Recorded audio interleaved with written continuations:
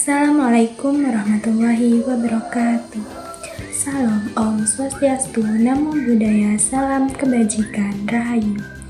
Perkenalkan, nama saya Siti Halimah Sadia dengan NIM 2506211000063. Di sini saya akan memaparkan materi tentang punktuasi dalam fonologi bahasa Indonesia.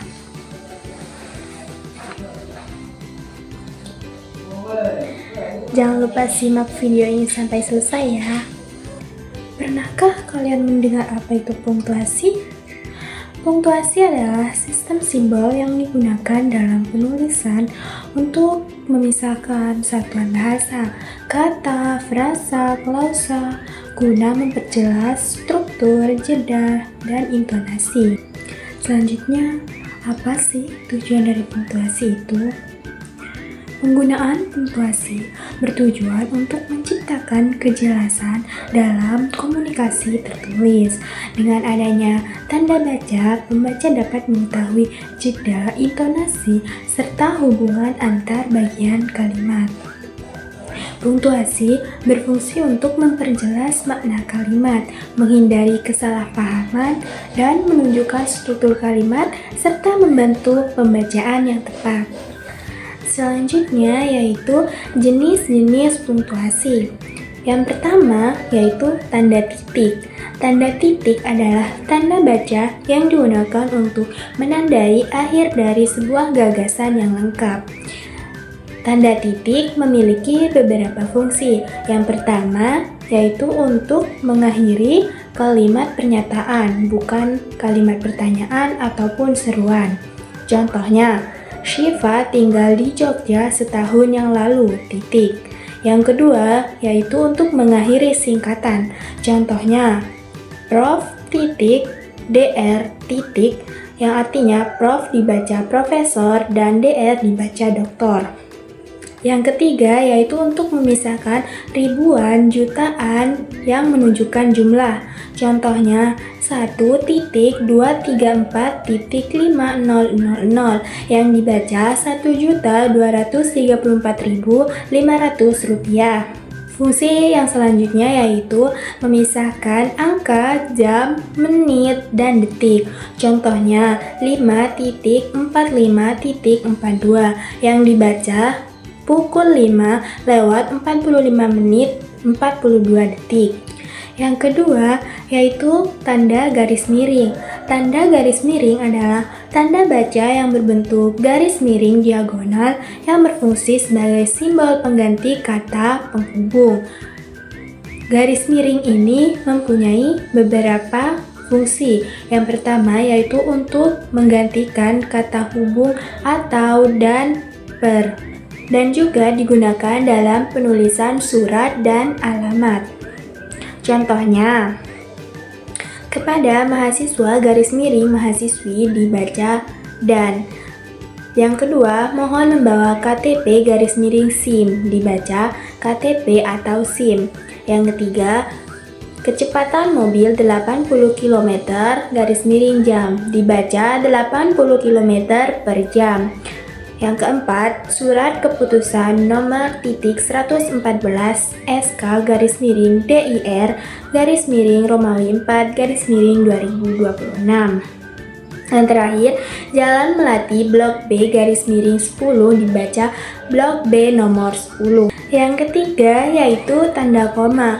Tanda koma adalah tanda baca yang digunakan untuk memberi jeda sejenak dalam kalimat dan memisahkan unsur-unsur tertentu.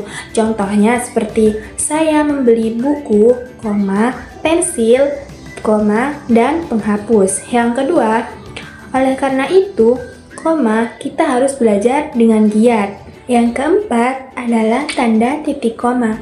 Tanda titik koma adalah tanda baca yang digunakan untuk memisahkan bagian kalimat yang setara tetapi lebih kuat daripada koma.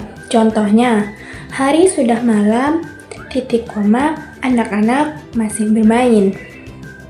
Contoh yang kedua yaitu ayah sedang mencuci mobil, sedangkan ibu memasak di dapur. Kalimat tersebut adalah kalimat yang setara. Yang kelima yaitu tanda titik dua. Tanda titik dua adalah tanda baca yang digunakan untuk memperkenalkan penjelasan, perincian, atau daftar. Contohnya, kita membutuhkan tanda titik dua, buku, pena, dan tas. Yang kedua, berikut ini jadwal pelajaran titik 2, matematika, bahasa Indonesia, dan IPA. Yang keenam, tanda kutip. Tanda kutip adalah tanda baca yang digunakan untuk mengapit kutipan langsung atau bagian penting dalam kalimat. Contohnya, tanda kutip, saya akan datang besok, kata Andi. Yang kedua, guru berkata, tanda kutip, kerjakan tugas ini dengan baik. Yang ketujuh, yaitu tanda tanya. Tanda tanya adalah tanda yang digunakan pada akhir kalimat yang berisi pertanyaan. Fungsinya yaitu untuk mengakhiri kalimat tanya. Contohnya, apakah kamu sudah makan? Apakah kamu sudah mengerjakan tugas bahasa Indonesia? Yang kedua, yaitu menunjukkan ketidakpastian yang ditulis di dalam tanda kurung. Contohnya, dia lahir tahun 2006 dalam kurung tanda tanya. Yang kedelapan, yaitu tanda seru. Tanda seru ini memiliki fungsi untuk memberi perintah. Contohnya, tutuplah pintu itu. Yang kedua, yaitu digunakan untuk menyatakan larangan.